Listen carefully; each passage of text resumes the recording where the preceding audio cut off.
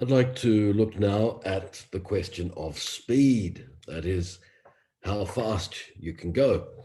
And this is what we would call a cognitive variable in translation studies.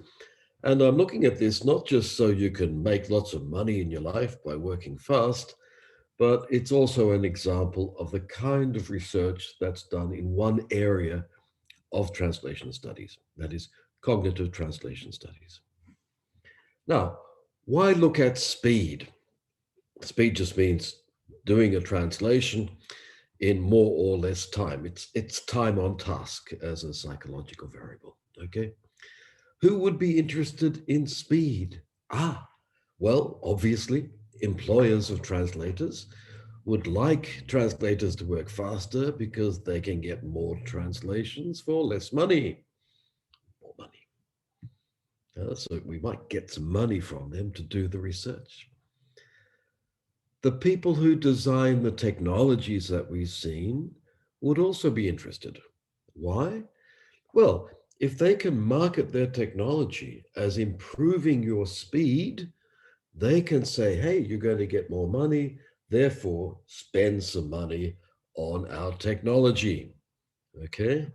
And what they're selling, therefore, becomes productivity. Productivity is just producing more in the available time.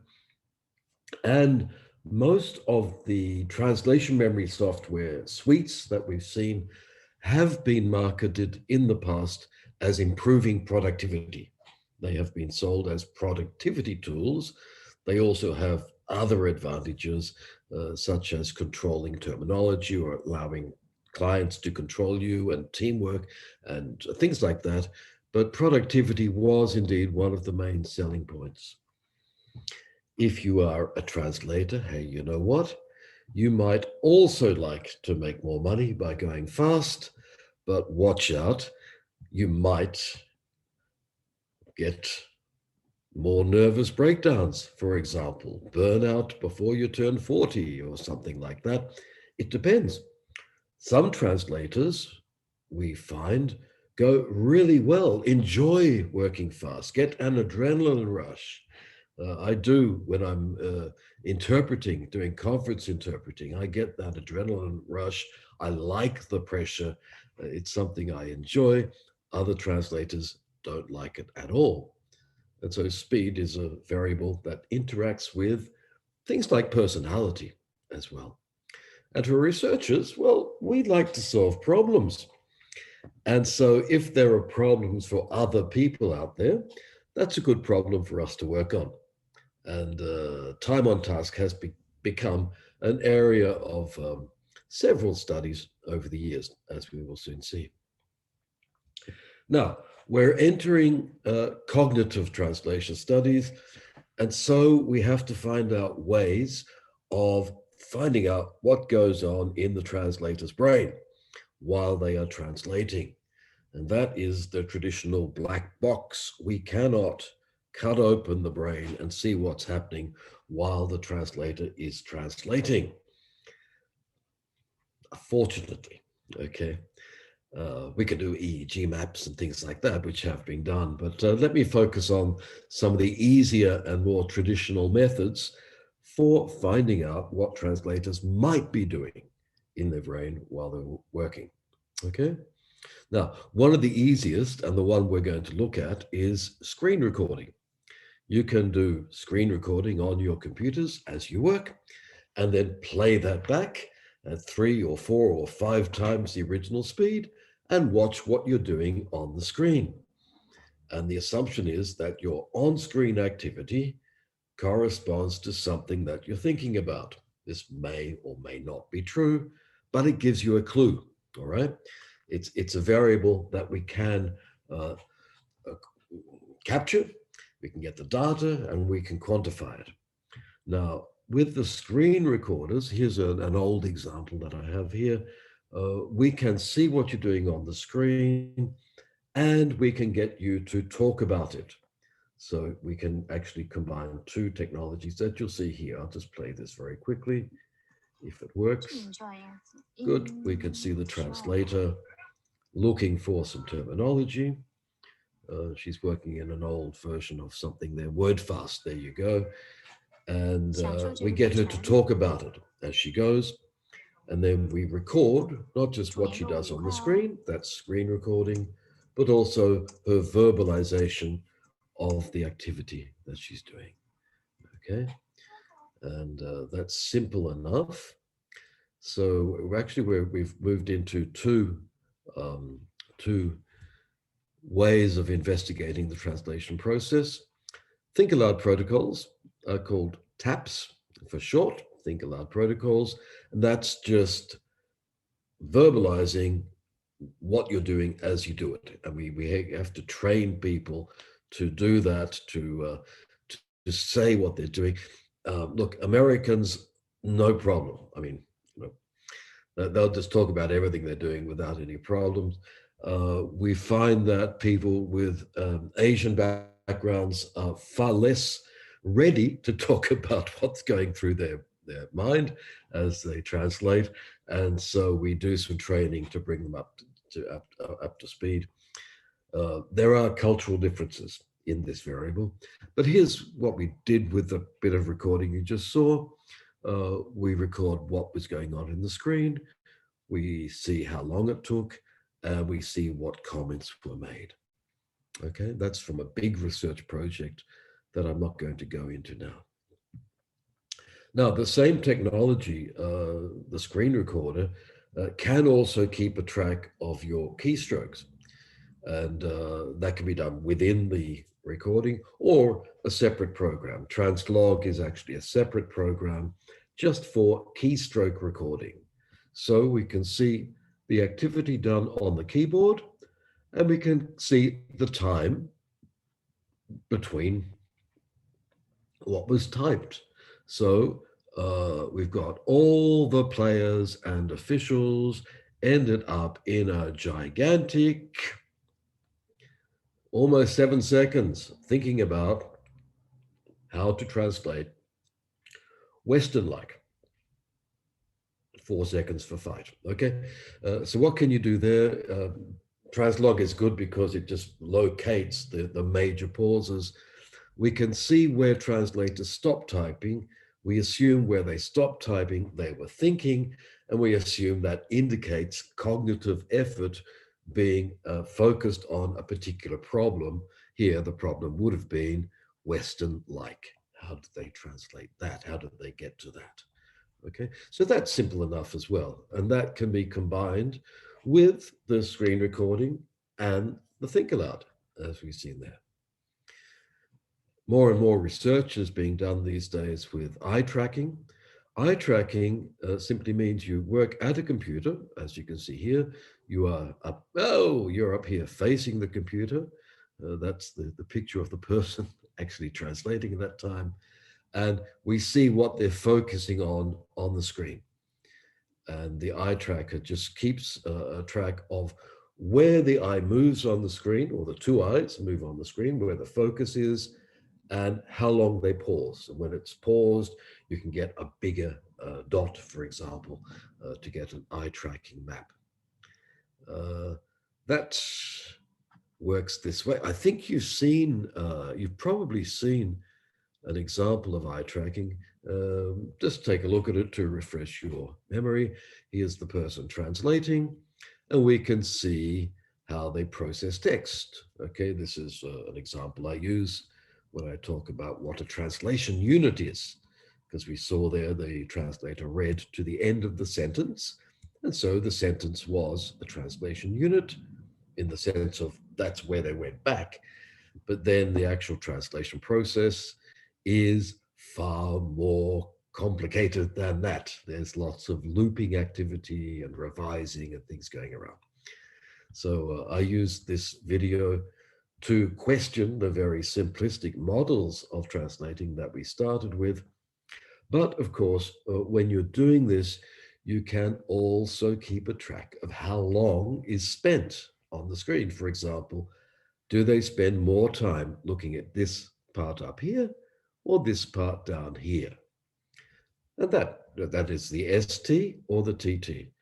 And the eye tracking studies, for example, that compare novices with professionals show that novices spend more time looking at the ST and professionals or experts spend more time looking at the TT. Novices are trying to get a good representation of everything that's there. Professionals are trying to make this sound really convincing. Okay, so very simple research using eye tracking can tell us some very simple things that we suspect are fairly generalizable, at least in that case. Nope, I'm not going to see it again. We don't need it. So what are the research tools we have available? Screen recording, which is easy because it's free. You've all got it. You've got QuickTime, or you can download BB Black Flashback or things like that, okay? Keystroke recording, we've seen how long you spend when you're typing. Eye tracking is popular, but more difficult. We can't do that in class because eye trackers are expensive and it takes a long time to set it up, and you get a whole lot of data, which is more than we need for what we're doing here. And the last thing we were looking at, I should have mentioned, these can be combined with interviews. You get the person to do the translation, and then after the fact, you can talk with them and say, well, what were the problems? How do you think you solved it? Things like that. Now, what's interesting is that the think aloud protocols, that is the person speaking as they're doing it, that is not a good research method for the speed variable. Why? Well, we've done research. Arndt Jacobsen in Copenhagen did research. We had a translator doing a think aloud protocol and a translator not doing it. And when they verbalize their thoughts, they go slower, up to 30% slower. So this research variable method tool in the instrument of research has an effect on the variable we want to study, so you can't use it. So we're not going to do think aloud protocols, right? That makes life a bit easier. And what you do then is you conduct post hoc interviews. You talk with them after the performance, after the translation, and that gets some of the data that you lose by not doing the think aloud protocol. All right, that should be simple enough. Now, some hypotheses. If we're going to do research, we want to know what kind of things we expect to find, hope to find, or not find. And those are the hypotheses. And there's a hypothesis, just a simple statement relating to variables. One variable is how fast you go. So the faster you translate, that's one variable. What could the other variables be? Errors. It makes sense, I think. If you translate very fast, you're likely to make more errors. So the hypothesis would be the faster you translate, the more errors you make. Interesting hypothesis? Perhaps. Bit banal, bit obvious, perhaps, but still. The faster you translate, the less communicative quality the translation has. So this is being a bit more subtle. We're not going to count errors. We're going to talk about the qualities of the text or how natural it sounds. That's rather harder to quantify, but it's possible. But the faster you translate, the more economic rewards. That's an interesting hypothesis if you compare the benefits that go to translators with the benefits that go to the companies who employ translators. And there you get into some kind of a critical sociology, perhaps, or the benefits that go to the people who develop the technologies as well. And then the faster you translate, the less job satisfaction you have. Perhaps, or perhaps not. As I said before, that seems to depend on personality. The faster you translate, the more you change your translation style. And this we're going to see is an interesting variable. Now, translation style just means how much time you give to the tasks. The tasks are everything prior to beginning to translate the first word, that is, reading the text, processing it, finding out about it. Then how much time you spend revising. After you finish translating the last word, how long do you spend going over the text and revising it? That's another part of the style. Then how much time do you spend on documentation? So for example, if you're working in Word, we can ask, how much time do you spend outside of Word looking for terminology, phraseology, background material, etc.? And that would be documentation. And then the rest of the time is just your translating, or what we call your drafting, your actual writing of the translation. We'll see this a bit later, but that's what we mean by translator style. Some people spend a long time revising, other people spend a long time preparing the translation beforehand. And we would like to know how that interacts with speed. Lots of people are perfectionists, no, not lots, some people are perfectionists and do a whole lot of documentation. All right. Now, is it true that the more documentation you do, that is checking things on the web, the better the translation, the faster the translation, the slower? These are interesting things that we would want to check. We'll come back to that later. I just mark it there as one of the hypotheses that are possible. Now, let me mention some previous research that's been done on the speed variable. This is one, it's a doctoral thesis, it's quite old, it's by de Roos. He did that in Granada in Spain. And he had a research design where he had some student translators, well, student and professionals, or advanced students and less advanced students, to be more exact. And he got them to translate a text with, let me see, some had 15 minutes, and then they had 10 minutes, and then they went down to 5 minutes. It's like applying time pressure to make people go faster and faster and faster until they explode, all right? So he could measure the effects of increased time pressure on the performance. And what he found is interesting. Let's see, just under 20% of the students got better when they did it in less than 10 minutes. So one of the obvious hypotheses, the one we thought was obvious, is that the more time pressure or the faster you go, the more errors you make. Well, no, de Roos found that for 20% of the students, no, they got better with more time pressure. No, not time pressure, with less time, with doing it faster. There's a difference, and it's obvious here if you think about it. People are very different in their initial capacities. So for some people, 10 minutes was not pressure, it was just their normal speed. And for other people, 15 minutes might have been pressure because it was less than their normal speed.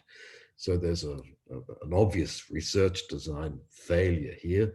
Anyway, that could account for this fact that just under 20% got better when they went faster, all right? Which is interesting because it contradicts what we think might be true. And then they're more relaxed. But it's still the case that 25.4% maintained the same quality, okay? Still, you add them together, and that's a sizable portion of people who didn't suffer from going faster. Although, if you look at the percentages, the majority of the students did suffer, did make more errors by going faster. So you could say the hypothesis holds for some people. And then you would be very interested to know something about those people and why they got better with time pressure. Hansen, who worked in Copenhagen doing cognitive studies, found something a bit similar, which is why I'm mentioning it here. She gave students, she looked at the time they spend to prepare the translation before they do it. So that's pre-drafting phase that I mentioned. And she found that the students who spent a long time doing the preparation did not necessarily produce a better product. So the suggestion here is that more time on that phase does not lead to a better product, which sort of backs up something of what Deleuze is finding here, and suggests that this initial phase is what we might want to look at to inspect those people here. And Lorenzo, also working in Copenhagen, this is all old research, okay, but I'm just setting up the problems. She gave students, some students had twice the time to revise a translation than the others. And she found actually that the students who had a longer time to revise their translation, sometimes that led to lower quality. So more time can produce more errors. How is that possible? Well, actually, it's quite possible. If you get a long time to look at a text, you'll start to see errors that are not really there. Yeah, why have I been given all this time? There must be more that's wrong in the text. And you find these things, start to correct it when it does need correction, and the quality goes down. Geberoff, 2008, this is a doctoral thesis. She also found that the slower post-editors, she's looking at post-editing now rather than just translation, she found that there was no correlation between spending more time on it and producing better quality.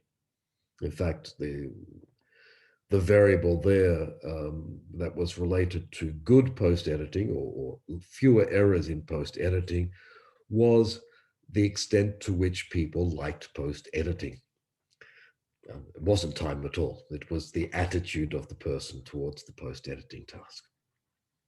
All right, that's some previous research. A lot of research has been done in this field comparing novices and professionals, as I mentioned. And that's interesting research because it helps us, or should help us, isolate where people have to be trained. You know, if we can say, oh, professionals work like this, but the beginner students don't work like this, and we can describe that difference, well, that's something we should be doing in our training. It's a logical way to approach it, but it's not often done. Now, with respect to speed, this is a little unfortunate because most of the research suggests that professionals don't really go that much faster than the students. They go a bit faster because they read better. They read faster. They're professional readers, if you like, and they usually type faster because they're professional typers. But if you take away those skills, which are not intrinsic to translation or the translation performance, it's about the same. So the difference is not so much in the time, but in where they spend the time. So what you find is that beginners will go through a text and everything they encounter is a problem that they will stop to solve. So, you know, we saw that keystroke logging. They would have, I don't know, 3 seconds here, 3 seconds, 3 seconds, 3 seconds. Everything's a problem. And they look things up on the web and used to look them up in dictionaries. But professionals tend to go fast through the text because they have more routine ways of solving problems. If you're working in the same language pair with the same text type, the same kinds of problems keep returning, and then stop. And we'll spend a lot more time solving a big juicy problem and looking at more alternatives than the novices. So the professionals' performance in translating is far more irregular. Fast, slow, big problem, moving on, then fast. So the time is not that different, but the distribution of the time tends to be very different. And that's interesting when you think about how we should be training translators to work. That's one reason why I have focused on solution types and why I insisted they only apply to bump mode. that you've got to get that cruise kind of translation going and then really think about the big problems and spend some time on that. This is a paper that uses eye tracking and time pressure. And I've mentioned that before. They spend less time looking at the ST and more on the TT. Okay. Jensen was similar to that, but found something a bit different. To understand this, you have to know what the two models are. So this goes back, it's taken from the theory of reading and writing. Reading and writing, but more writing. Okay, so you know when you're writing, sometimes you've got something to say and you say it, all right? So if I've got a story to tell, I tell the story. Or a bedtime story to my kids, I would sit down, and tell the story. And that's a knowledge telling model of writing. But there's another kind of writing, which you may be familiar with in your essays, for example, when you start writing something, and then you look at what you've written, and you have a kind of dialogue with it, and it tells you the next thing to write. And you look at that, and then that tells you the next thing to write. And this is a writing activity that is knowledge transforming. The writing itself produces the knowledge. It's not like there was a bit of information there that we have to get across. It's not like telling a story.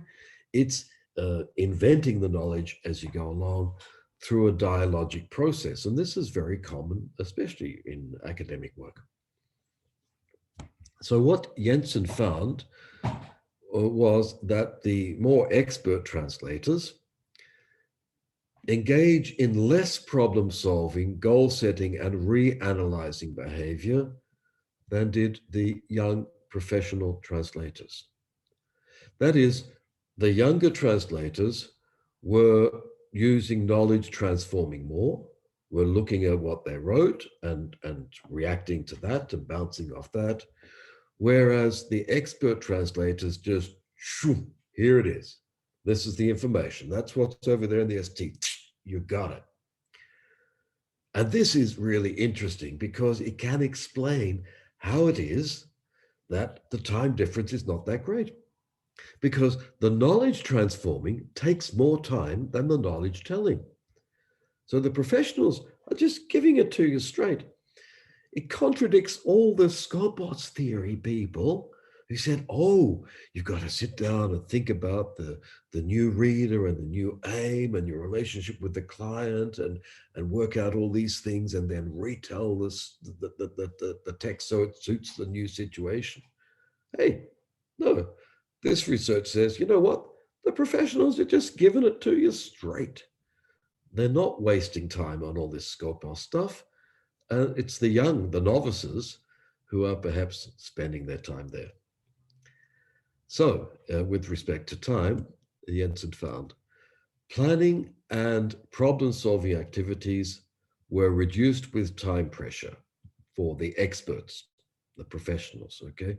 Under time pressure, they became even more knowledge-telling, signaling a more rapid and linear translation process. Okay, so the experts were going fast by contradicting something of Skopos theory, if you take Skopos theory as allowing that all those other factors can be thought about in the translation process. This is why empirical research is great, because it contradicts all the abstract theories that we invent, can contradict it, or can produce new areas in which we have to think and rethink what we're doing. The conclusion from Jensen might be that to translate fast is to translate in a more expert way. And that's the thing that we're going to test here in our activity. Possible conclusions. There may be one model of fast translating, and we may find that in all professionals. I don't know. That's something to find out. Is there just one way of translating fast and well at the same time? You get the two variables in balance, okay? And it may be that all our theories about helping clients and readers are wrong. Unknowns, things we don't know about the time variable. Here's an interesting one. If I translate the text fast, I save time, right?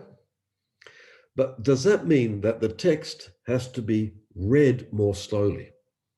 That the time I gain by translating fast is actually the time that the reader has to spend to understand the text. That is, downstream, there's a kind of counterbalance or compensation. Similarly, if I spend a long time translating the text so it's really good or really adapted to that particular situation, like Scopus theory would allow us to do, does the reader read it more fast, more quickly? Okay, and so the two are perhaps in balance with each other. So that's the same thing. Short translation time correlates with long text use time. Oh, sorry, I got the wrong way around. So that's text use time by the reader. We can also look at how long it takes somebody else to revise it, to revise the translation, which is a kind of reading, I guess. So it's the same thing, really. What's the effect of speech recognition? We've got that software in our translation memories, for example. If we use it, do we go faster? Do we go more slowly? Interesting problem. I think we go more slowly because you read faster than you talk, but I don't know. Nobody's done it, as far as I know. And does the use of translation memories and machine translation really decrease time all around? Does it really save us problems? If you add up all the time that you spend to set up the technology and learn the technology and do the quality controls, does it really save time? I don't know. Everybody sells these things as productivity tools, but when we do the actual tests with a translation memory and not translation memory, we tend to find not much difference. We do find a lot of difference these days between using machine translation and not using machine translation. That's a no-brainer. You go faster with MT. But having the translation memory, perhaps not. It depends on so many variables, notably the quality of the translation memory that you've got in the program. That's it, ladies and gentlemen. There are some interesting problems to work on.